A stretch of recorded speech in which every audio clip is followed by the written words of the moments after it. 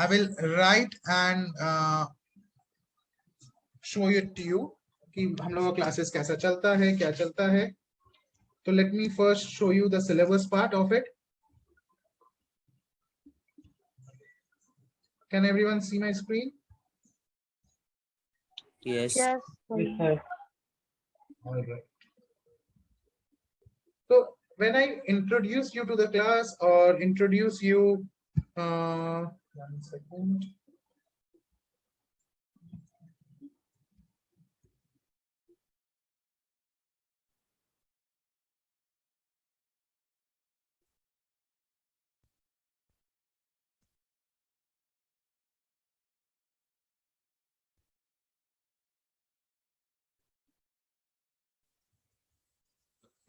देखो क्लास 12 का अगर हम लोग अकाउंट के सिलेबस का बात करें तो उसमें क्या है सर, उसमें 2 पार्ट में सिलेबस है. दैट इज आप लोग का सीबीएसई बोर्ड का थोड़ा सा अलग और आईएससी बोर्ड है कुछ लोगों का.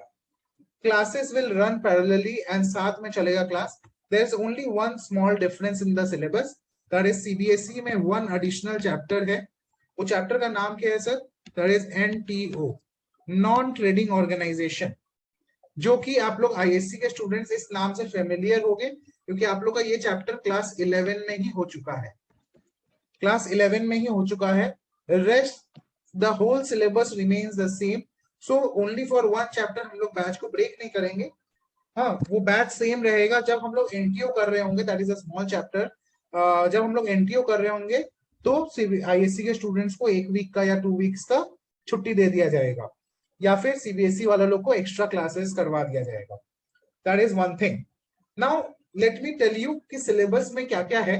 आप लोग ने जब क्लास 11 किया, आई एम वेरी श्योर कि आप लोग क्लास 11 जो किए हो उसमें कुछ स्टूडेंट्स बहुत अच्छा से बहुत मेहनत करके सारा सिलेबस बहुत प्रॉपर्ली किए होंगे और कुछ स्टूडेंट्स होंगे जिन्होंने सिर्फ क्लास 11 को जस्ट सर पास कर लेते हैं और फिर उस हिसाब से निकाल लिया होगा. And that is fair enough.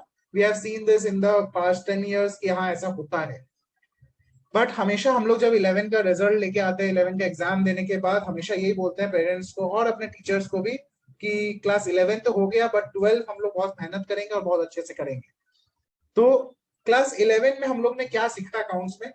Class how many of you agree with me? First of all, how many of you agree with me on this point कि सबको अपने घर में बोले हैं कि हाँ क्लास 12 में काफी मेहनत करेंगे और अच्छा से करेंगे सिलेबस को? अभी तक रिजल्ट निकला नहीं है. हम किया है. अच्छा, अग्री. रिजल्ट नहीं निकला अभी तक. हाँ, हैपेंस. मतलब ये रिजल्ट नहीं भी निकला है तो भी घर पे बोल ही देते हैं. ऐसा नाइट में बोले थे हम. हाँ सर रिजल्ट के बाद का भी पता नहीं क्या होगा. अच्छा, रिजल्ट के बाद का भी पता नहीं क्या होगा. ऑलराइट, ठीक है, फेयर एनफ. तो आ जाओ. क्लास 11 में आप लोगों का जो सिलेबस था ना उसका कुछ डिवीजन इस तरीके से था कि इट वाज सबसे पहले introduction to accounts, then it was journal, ledger और उसके साथ साथ चलता गया और लास्ट में हम लोग ने किया था फाइनल अकाउंट्स. कुछ लोगों का अभी तक एग्जाम हुआ नहीं है. Rest assured end of the class में अगर आप लोग का 11 से भी कुछ डाउट्स है तो I will help you out. ठीक है, तो फाइनल अकाउंट्स तक आप लोगों ने किया. बट ये जो फाइनल अकाउंट्स था ना guys, this is the trigger point. ये जो फाइनल अकाउंट्स था, मैं हमेशा बोलता हूँ ये फाइनल अकाउंट्स चैप्टर में हम लोग ने सीखा about sole proprietorship. Sole proprietorship क्या होता है गाइस? सोल प्रोप्राइटरशिप मींस जहां सिंगल ओनरशिप है. सिंगल ओनरशिप, एक अकेला ओनर अपना बिजनेस को रन कर रहा है, कैपिटल भी वही कंट्रीब्यूट करता है, बिजनेस को भी वही रन करता है, मैनेजमेंट भी वही देखता है और 100% प्रॉफिट भी वही लेके जाता है. बट 12 का जो सिलेबस है वो आप लोग का स्टार्ट होता है किस तरीका से? It is divided into 3 basic parts. 3 basic parts. जो 12 का सिलेबस है वो 3 बेसिक पार्ट्स में डिवाइडेड है. First is partnership accounting. First is partnership accounting. Second is company accounts.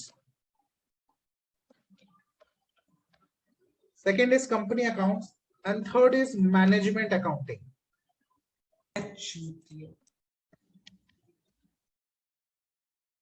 First is partnership accounting, second is company accounts, and the third is management accounting. Alright guys, तो आप लोग को एक basic introduction मैं इसका देता हूं कि पार्टनरशिप क्या होता है, कंपनी क्या होता है, मैनेजमेंट अकाउंटिंग क्या है। अभी तक सोल प्रोप्राइटरशिप में क्या था, एक सिंगल ओनर और उसके पास सारा का सारा प्रॉफिट और पूरा बिजनेस डिसीजंस वो अकेले ले रहा था। But now what happens is partnership accounting आ गया। सर पार्टनरशिप अकाउंटिंग में क्या होगा, पार्टनरशिप अकाउंटिंग में मिनिमम ऑफ 2 और मैक्सिमम कुछ सीलिंग्स हैं जो आपको अभी जानने की जरूरत नहीं है। अलग अलग कंपनीज में, अलग अलग बिजनेसेस में अलग अलग लिमिट्स है, कहीं 20 का लिमिट है, कहीं 50 का लिमिट है, कहीं 100 का लिमिट है। तो पार्टनरशिप क्या होता है सर, जहां 2 या 2 से ज्यादा लोग, 2 और more than 2 people are coming together with the common motive of earning profits and doing a business। उनका मेन मोटिव क्या है, उनका मेन मोटिव है to earn profits and profits के साथ साथ वो लोग बिजनेस को आगे बढ़ाएंगे, ये रहता है उनका मेन मोटो। तो देखो सोल प्रॉपर्टीशिप से सीधा शिफ्ट हो गया कहाँ, सोल प्रॉपर्टीशिप से सीधा शिफ्ट किया पार्टनरशिप में, जहां एक अकेला इंसान था वहां से मिनिमम ऑफ 2 पीपल यहां पर आ गए, मिनिमम ऑफ 2। अब यहां से क्या चेंज होगा सर, यहां से चेंज होगा, नेक्स्ट है कंपनी अकाउंट्स। कंपनी क्या होता है, कंपनी का नाम जैसे sir Reliance, sir Tata, sir Ambani, मतलब ये अदानी ग्रुप, इस तरीके से हम लोग का क्या है सर, ये सारे कंपनीज हैं, ये सारे कंपनीज हैं। ये जो कंपनीज हैं, कंपनीज क्या करते हैं, कंपनी में कोई एक अकेला ओनर नहीं होता, कंपनी में होता है पब्लिक ओनरशिप और कुछ प्राइवेट ओनरशिप। यहां पर होता है क्या, company can be both private and public, company can be private as well as public। Private companies क्या होते हैं, वहां पर कुछ प्राइवेट ओनरशिप रहता है, बट पब्लिक कंपनीज क्या होते हैं, ऐसे कंपनीज जहां पर आपका इंटरेस्ट ऑफ पब्लिक, जैसे मान लो तुम लोग अभी बहुत शेयर मार्केट सुने होंगे कि रशिया ने अटैक किया यूक्रेन पे, तो जो वर्ल्ड का शेयर मार्केट है वो गिरने लगा, इंडिया का बहुत नुकसान हुआ। तो शेयर मार्केट क्या है, these are all public companies which are listed on a share market, और आप क्या करते हो, आप उसका शेयर्स खरीदते हो एज अ पब्लिक। तो पब्लिक कंपनीज के बारे में हम लोग जानेंगे कि how do this companies allot their shares, वो लोग पैसा लेते कैसे हैं पब्लिक से, इसके बारे में हम लोग सीखेंगे। और लास्ट में आता है मैनेजमेंट अकाउंटिंग, कि जो हम लोग अपना बुक्स ऑफ अकाउंट्स, एक कंपनी में, एक कंपनी अपना बुक्स ऑफ अकाउंट्स कैसे प्रेजेंट करता है, गवर्नमेंट को एक कंपनी को हमेशा अपना बुक्स प्रेजेंट करना पड़ता है फॉर टैक्सेशन पर्पस। तो मैनेजमेंट अकाउंट्स सिखाता है हम लोग को कि अकाउंट्स प्रेजेंट कैसे करें, what is the best way to present the accounts. और उसके साथ साथ हम लोग ये भी देख लेते हैं कि हम लोग का बिजनेस का पोजीशन कैसा है।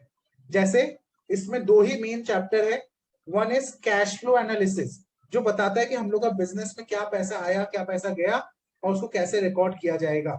और दूसरा चैप्टर क्या है सर, दूसरा है ratio analysis.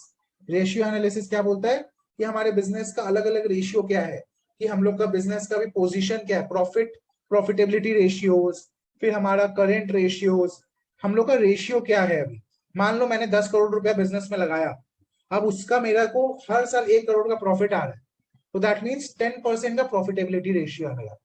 Every year I am earning 10% of profit. Am I very clear guys, यहाँ तक का सब कुछ क्लियर है? हाँ। Are you guys able to understand what the syllabus comprises of? सबको क्लियर है एकदम? किसी को कुछ भी पूछना है तो प्लीज रेज योर हैंड और अनम्यूट योरसेल्फ एंड आस्क।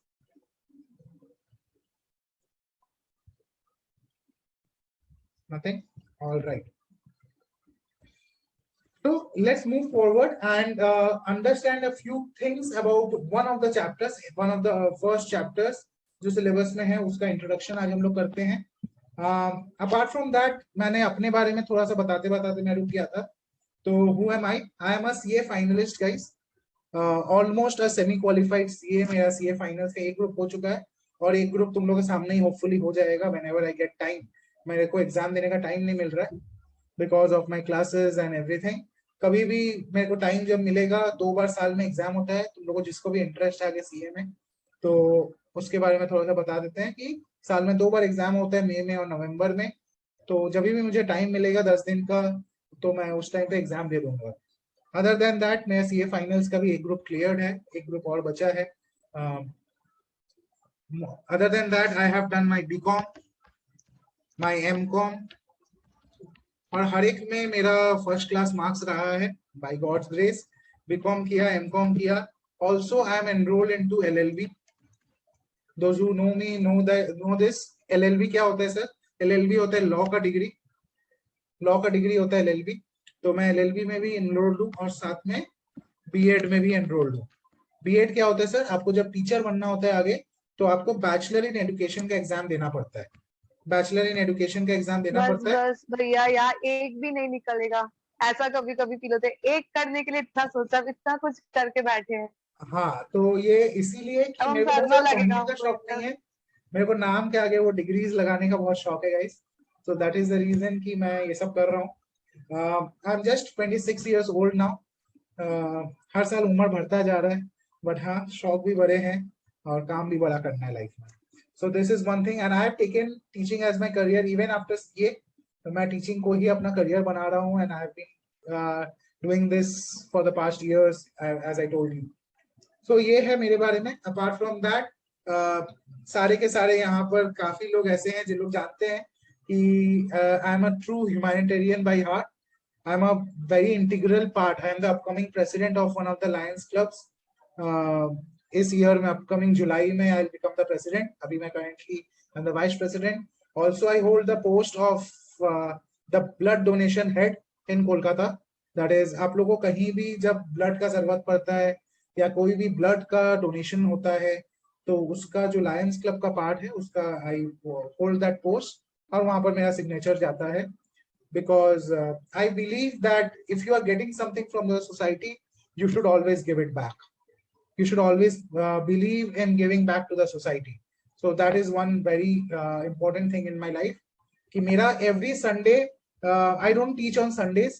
मेरा every Sunday is for orphanages या old age homes या ऐसा कोई भी जो बस्ती वगैरह होता है, slum areas, we develop that area, those areas.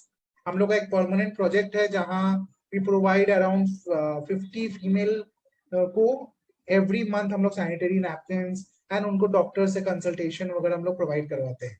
So that is where my Sunday goes. तो संडे इज लाइक एक free day for myself and for the society that I have allotted. So this is all about myself and me. और बाकी आप लोग को धीरे धीरे पता चलेगा और धीरे धीरे आप लोग जानोगे कि how I live my life. Till then, let's proceed with one of the very important and very small chapter, goodwill. आज जो आप लोग यहाँ आके बैठे हो, what is goodwill? Someone new. I need a new person to tell me. What is goodwill?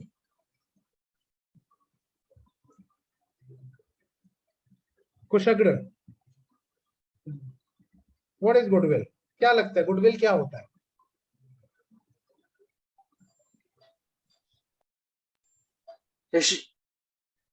Sorry?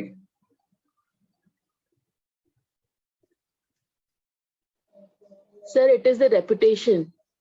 The reputation. Reputation. All right. Anyone else wants to add on to this? Anyone else? Goodwill क्या होता है? Tuti has answered this is a reputation. Piyush wants to answer. Yes, Piyush. Image in the society. Name in the society, did you tell? Image in the society. Image in the society, all right. So reputation, image. Yes, Yash and Mohit.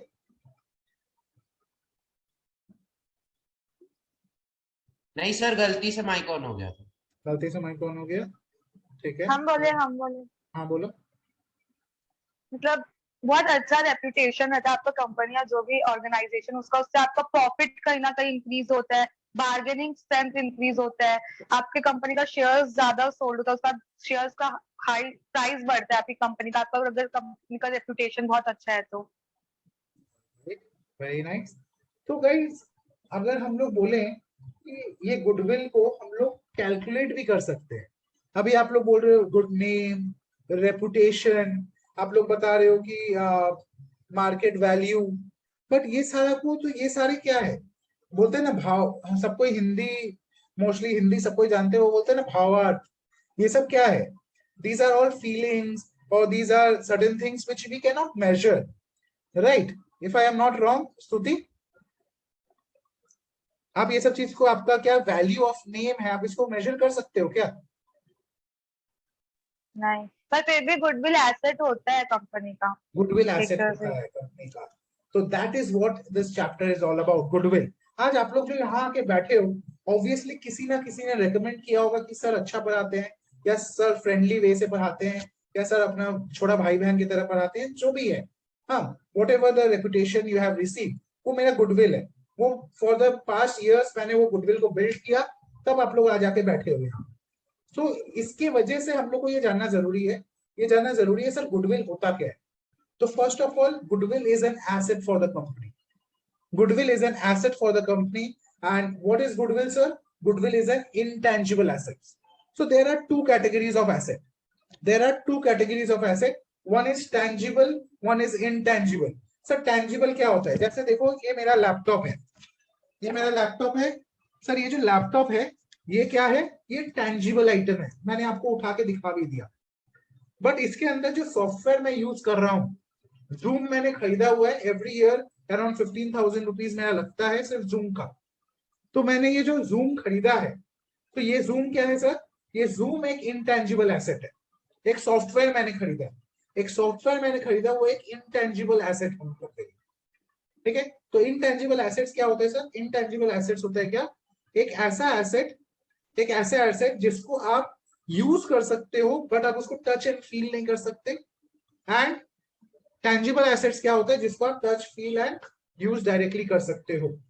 तो there is a basic difference. Goodwill is an intangible asset. तो guys, goodwill भी दो type का होता है। क्या क्या type का होता है sir?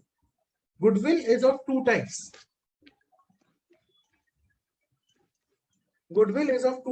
One is purchased goodwill,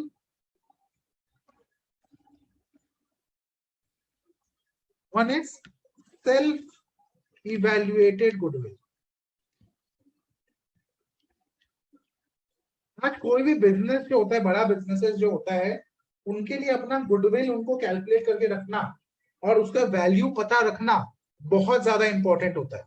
बहुत ही ज्यादा इंपॉर्टेंट होता है कि उन लोग अपना वैल्यू खुद पता रखे। तो सर, ये जो दो टाइप का गुडविल है, ये क्या है? थोड़ा सा इसके बारे में और बताइए। तो one is purchase goodwill, one is self evaluated goodwill. यहाँ बोल रहा है गुडविल हम लोग खरीद भी सकते हैं। अरे, नाम खरीद भी सकते हैं, ऐसा थोड़ी होता है, ऐसा थोड़ी हो सकता है सर। होता है, मार्केट में ऐसा होता है कि आप लोग नाम, वैल्यू खरीद सकते हो। कैसे? मान लो ऐसा हो कि मैंने आज क्या किया, मैंने जियो कंपनी जो है, जियो जो कंपनी है वो किसका है सर? रिलायंस का एक पार्ट है। रिलायंस का एक पार्ट है जियो। मैंने क्या किया, मैंने जियो को आज टेक ओवर कर लिया, मतलब मैंने जियो को परचेज कर लिया।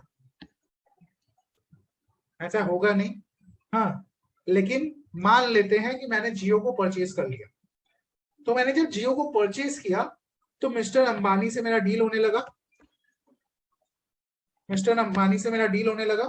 तो मिस्टर अंबानी ने कहा कि देखो, इसमें जियो में मेरे पास 10,000 करोड़ का, 10,000 करोड़ का एसेट्स है,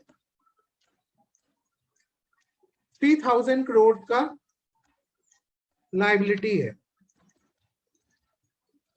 3,000 करोड़ का लाइबिलिटी है। मैंने बोला ठीक है सर, 10,000 करोड़ का आपके पास एसेट है, 3,000 करोड़ का आपके पास लाइबिलिटी है, तो नेट बनता है 7,000 crore. I will pay you 7,000 crore. वो बोला ठेंगा, हम नहीं देंगे। हम बोला क्यों सर? 10,000 का एसेट है, 3,000 का लाइबिलिटी, तो नेट 7,000 बनता है। That is your capital value, I will purchase of that value. वो बोला नहीं। हम लोग के बीच में नेगोशिएशन हुआ, और नेगोशिएशन होने के बाद फाइनल वैल्यूएशन आया 8,500 करोड़। फाइनल वैल्यूएशन हम लोग में फाइनलाइज हुआ 8,500 करोड़। मतलब 1,500 करोड़ मैं उनको एक्स्ट्रा प्रीमियम पे कर रहा हूं। 1,500 करोड़ मैं उनको एक्स्ट्रा प्रीमियम पे कर रहा हूं। ये प्रीमियम किस बात का? This premium is called purchased goodwill. This premium is called purchased goodwill. When I buy a running business, please try and understand. When I buy a running business, and when we buy it for a premium value. When we buy it for a premium value, तो वो जो premium amount हम लोग पे करते हैं उसको हम लोग बोलते हैं goodwill valuation, that is purchase goodwill. But हमारा जो ये चैप्टर है, जो स्कोप है इस चैप्टर का, वो इस चीज को कवर नहीं करता, ये हमारे इस चैप्टर के सिलेबस में नहीं है। बट हाँ, हम लोग के ओवरऑल 12th के सिलेबस में ये है। इस चैप्टर में इस चीज को नहीं कैलकुलेट करते हम लोग। इस चैप्टर में हम लोग क्या सीखते हैं सर? इस चैप्टर में हम लोग सीखेंगे about self evaluated goodwill. Self evaluated goodwill मतलब अगर मैं अपना बिजनेस का गुडविल खुद ही बताऊं कि मेरा बिजनेस का गुडविल ये है, इसका वेरियस पर्पसेस होता है। देखो गाइस, सेल्फ इवेल्युएटेड बोलते हैं ना, अपना ही नाम कर लेना। तो अपना ही नाम करने का भी वेरियस यूजेज है, क्योंकि आपको अपना बिजनेस का ट्रू वैल्यू पता चल पाता है। और साथ ही साथ whenever someone is coming to buy your business, या कोई और आ रहा है जो आपका बिजनेस को ज्वाइन करना चाहता है, पार्टनर बनना चाहता है आपका, या फिर आपके बिजनेस को छोड़ के जाना चाहता है, तो ऑब्वियसली उसका कोई एक पार्ट बनेगा, उसका एक गुडविल का वैल्यू बनता है। आज अगर मान लो कोई भी एक पार्टनर ऐसे बोलता है कि हम नया पार्टनर बनना चाहते हैं आपके बिजनेस में, फेयर एनफ, आप पार्टनर बनो, तो आप अपना कैपिटल लेके आओ, साथ में you have to contribute towards the goodwill of the business as well. जो हम लोग आज मान लो कोई बोलता है कि शैलेश गोयनका क्लासेस, आप एसजीसी चला रहे हैं, हाँ मैं उसका पार्ट बनना चाहता हूँ, मैं बोलूंगा ठीक है, तो मेरे पास अभी कैपिटल है कुछ 10 लाख का, जो मेरा सारा डेवलपमेंट किया हुआ है, हाइब्रिड सेटअप किया हुआ है, तो उसमें 10 लाख का खर्चा हुआ है मेरा। तो 10 लाख का कैपिटल, अगर तुम 50% पार्टनर बनना चाहते हो, तो पहला बात तुम 5 लाख वो पे करो। साथ में तुम जो मेरे नाम को यूज करोगे, तुम जो इतना टाइम मेरे साथ रहे, मतलब मेरा जो मैंने 10 साल देके ये नाम बनाया, उस नाम को तुम जो यूज करोगे उसके लिए मेरे को 1 लाख रुपया और एक्स्ट्रा दोगे तुम, तो तुम 6 लाख दो, तो तुम पार्टनर बन सकते हो आधे आधे। सो that is what premium means, that is what goodwill means. इसके वजह से क्या करना होता है, हम लोग को अपना गुडविल को सेल्फ इवेल्युएट करना पड़ता है। Am I very clear till now? Yes, sir. Self evaluate समझ में आया सब नए स्टूडेंट्स को भी? यस गाइस, ऑल राइट, ठीक है। सर और एक जन हो गया क्लास में तो फिर इमोजी देकर आंसर बताएगा अपना। हाँ वो दिख रहा है हमको, साकेत की जगह ये आ गया। ओके, हु इज दिस हाँ। नोंटे पोंटे?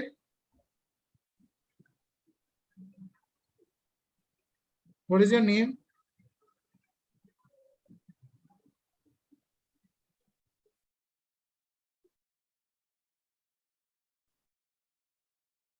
whoever it is, self evaluated goodwill हम लोग को निकालने का क्या क्या वेज है सर, हम लोग किस किस तरीका से अपना गुडविल कैलकुलेट कर सकते हैं? तो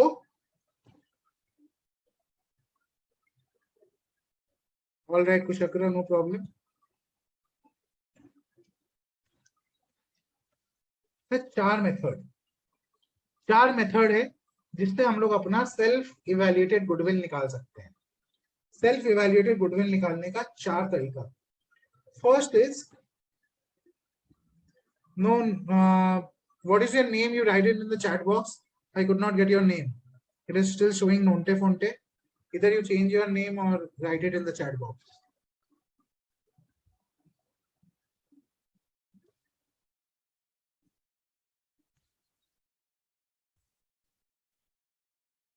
कुछ क्या था? All right, uncle. तो क्या क्या मेथड्स है सर? सबसे पहला मेथड होता है average profit method. Average profit method. दूसरा होता है सुपर प्रॉफिट मेथड। पहला है एवरेज प्रॉफिट मेथड, दूसरा है super profit method.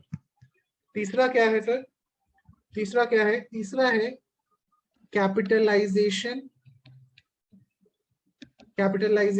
Of average profit. और चौथा क्या है सर? चौथा है कैपिटलाइजेशन ऑफ सुपर प्रॉफिट। ये सारा नाम है सिर्फ, Are we doing NTO, non-profit? No, Ankush, we have started. We are just introducing you to the first chapter, that is goodwill. ये just एक introduction class है, इसलिए हम लोग ये वाला chapter कर रहे हैं अभी. Apart from that, we'll start off the syllabus in a different manner. वो बाद में बताया जाएगा. Yes, class 12 का chapter है ये goodwill. That is what we are doing right now. NTO वगैरह करेंगे हम लोग, but वो later on in the class. ठीक है? This is just an introductory class, इसीलिए ये करवाया जा रहा है.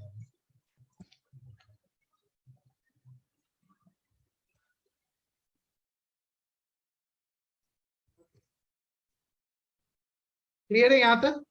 तो आज हम लोग ज्यादा कुछ नहीं करेंगे. आज हम लोग सबसे पहले बेसिकली एवरेज प्रॉफिट मेथड समझेंगे और उसके बाद will wrap up the class and then will take the attendance, या जो भी जिन लोग को अच्छा लगा नहीं लगा will take a feedback and फिर विल प्रोसीड कि शेड्यूलिंग कैसे करना है क्लास का एंड ऑफलाइन क्लासेस कब कब रखना है. That is something will proceed with. So first is average profit method. Let me write the formula first for you and then हम तुम लोग को सम का एग्जांपल के साथ समझाएंगे. एवरेज प्रॉफिट मेथड गुडविल का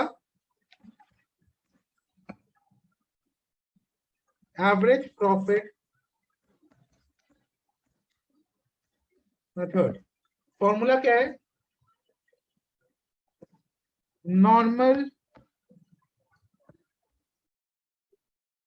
average profit into number of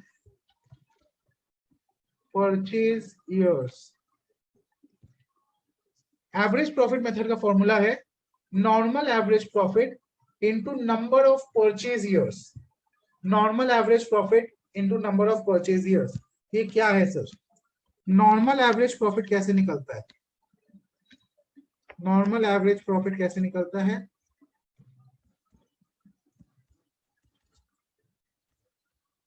total profit of the given years. जो भी तुमको डेटा दिया हुआ रहेगा क्वेश्चन में तुमको 3 साल 4 साल 5 साल का प्रॉफिट्स दे दिया जाएगा. हाँ कि पिछला 5 साल में ये प्रॉफिट था मेरा, तो प्रॉफिट्स दे दिया जाएगा. उसमें से अगर कोई भी एबनॉर्मल प्रॉफिट हुआ है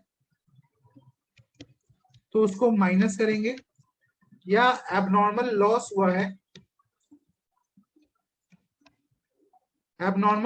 हुआ है तो उसको ऐड करेंगे. सर इसका एग्जांपल दे दीजिए एबनॉर्मल प्रॉफिट का. मान लो मेरे को एक लॉटरी लग गया, उसके वजह से प्रॉफिट हो गया है, या मेरा आग लगा था बिजनेस में, उसमें 50,000 का नुकसान हो गया, तो वो एबनॉर्मल लॉस है. तो ये सब मेरा नॉर्मल है. चोरी हो गया उसकी वजह से लॉस है, या मेरे को इंश्योरेंस क्लेम ज्यादा मिल गया उसकी वजह से प्रॉफिट हो गया. तो these are not normal profits and these are not normal losses. तो वो सबको हम लोग एडजस्ट करते हैं.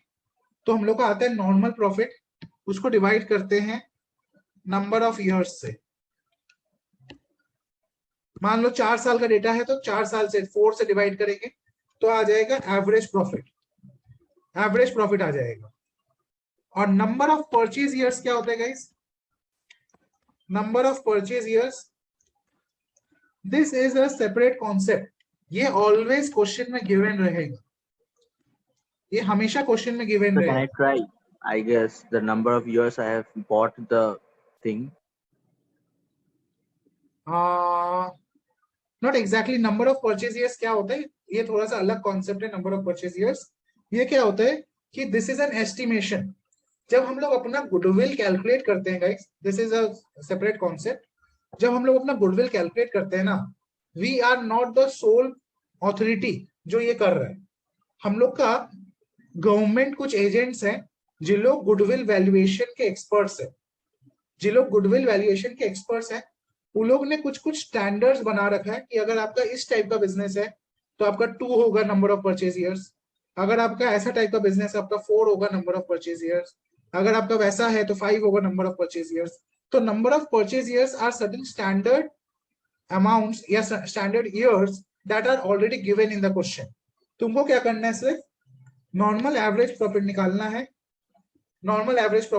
और गुडविल निकालने के लिए after calculating the average profit तुमको given number of purchase year से मल्टीप्लाई कर देना है, तो that will tell you what is the value of goodwill. ठीक है, am I very clear? Yes sir. All right, हम लिखे नहीं है सब, आप रिटर्न बताएंगे इसलिए हम लिख नहीं रहे अभी कुछ भी। हाँ ठीक है, वापस करेंगे ये सारा चीज क्लास में, पर अभी मेरे को करवाना जरूरी था इसलिए मैंने करवाया। देखो क्वेश्चन नंबर 5 हम लोग कर रहे हैं। Question number 5, is it visible to everyone? Yes. Purav and Purvi are partners in a firm sharing profits and losses in the ratio of 2:1. उन लोग का ओल्ड रेशियो दिया हुआ है 2:1. They decided to take Purv into partnership for 1/4 share on 1st April 2020. बोला है कि एक नया पार्टनर आ रहा है, and for this purpose goodwill is to be valued at 4 years, यानी 4 times यानी कि नंबर ऑफ परचेज ईयर्स 4 है, 4 times the average annual profit of the previous 4 or 5 years. बोला है previous 4 या 5 years whichever is higher. आप goodwill कैसे calculate करोगे? बोला है पिछला 4 या 5 साल जिसका भी एवरेज ज्यादा है उसको आप 4 times कर देना, उसको आप 4 से मल्टीप्लाई कर देना, तो जो ज्यादा आएगा वो आपका गुडविल हो जाएगा। द अग्रीड प्रॉफिट्स, क्या क्या प्रॉफिट दिया हुआ है, इसमें कोई एडजस्टमेंट नहीं है, एबनॉर्मल प्रॉफिट नहीं है, एबनॉर्मल लॉस नहीं है। तो प्रॉफिट्स क्या क्या दिया हुआ है? 2016 का 14,000, 17 का 15,500, 18 का 10,000, 19 का 16,000, 20 का 15,000, ये सारा तुमको दिया हुआ है वैल्यू ऑफ प्रॉफिट्स। आ जाओ इस सब को करके देखते हैं हम लोग। गिवन प्रॉफिट्स तो कॉपी कर लेते हैं, कितना आसान है देखो चैप्टर। गिवन प्रॉफिट्स है 14,000, 15,500,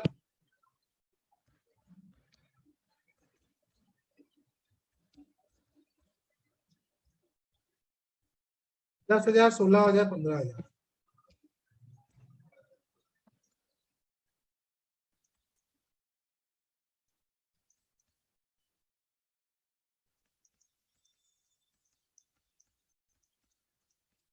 ये तुम लोग को प्रॉफिट्स गिवन है, तो हम लोग पहले क्या करेंगे, लास्ट 4 इयर्स का एवरेज निकालेंगे और फिर 5 इयर्स का एवरेज निकालेंगे। 4 years average profit sir 15,500 plus 10,000 plus 16,000 plus 15,000 divided by 4, जैसे एवरेज निकालते हैं तो कितना हो रहा है? 15,500 plus 10,000 plus 16,000 plus 15,000 divided by 4, 14,125। 5 years average profit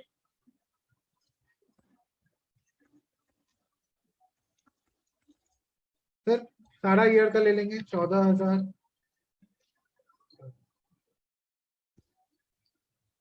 plus 15,500 plus 10,000 plus 16,000 plus 15,000 divided by 5,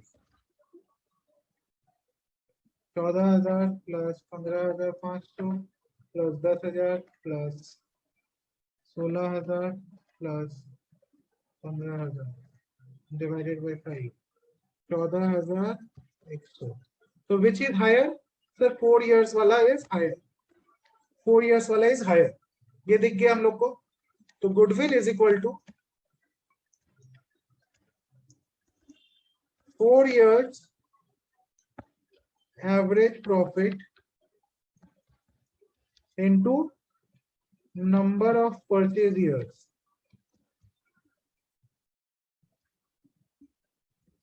number of purchase years यहाँ कोइंसिडेंटली 4 ही दिया हुआ है, एवरेज प्रॉफिट आया 14,125 इंटू 4 करेंगे तो आ जाएगा कितना? 56,500,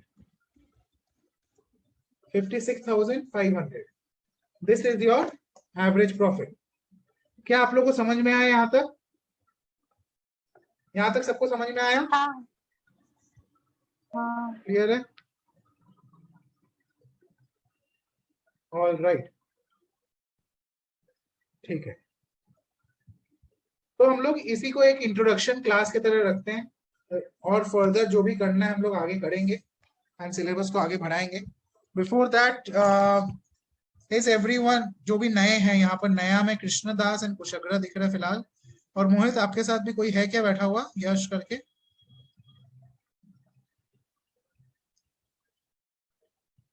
मोहित हाँ तुम्हारे- सर। तुम्हारे हाँ साथ सर, यश है।